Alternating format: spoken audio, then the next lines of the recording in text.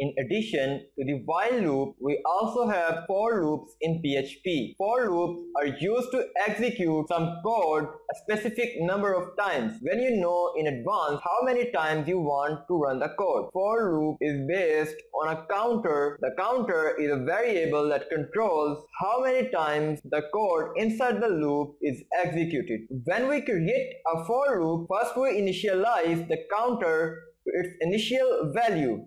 Then we specify a test for it. If this test result is true, then the code inside the block will be executed. If it false, then the loop ends. Finally, we add a statement that will change the counter's value after each time the code block is executed.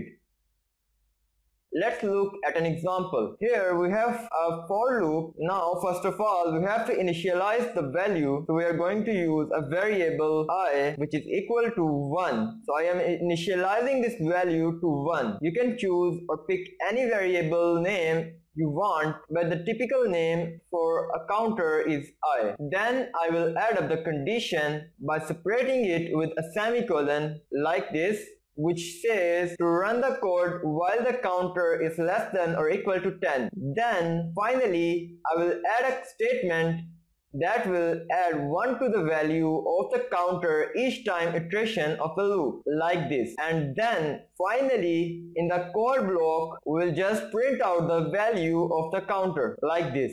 Now when we run this in browser, we get the numbers from 1 to 10 printed out. Let's go through what happened. The for loop starts by initializing the counter to 1. It then checks the condition which is true because 1 is less than 10. So the code in the block executes. Then the third statement in the follow-up is executed, incrementing the counter by 1. The condition is checked again and it's still true. So the code in the block executes again, and so on until the counter is incremented to 11. Then the condition is false, so the loop finishes. We can make a small improvement to the code here with incrementing the counter by 1 by adding 1 to its value and then assigning it back to the counter variable. However, instead of doing this, in PHP we have a combined operator that allows us to express this with ease. So instead of doing this, we can just use the combined operator to add 1 to the value of the variable like this. And in the browser, the result hasn't changed and we see the 10 numbers are printed out.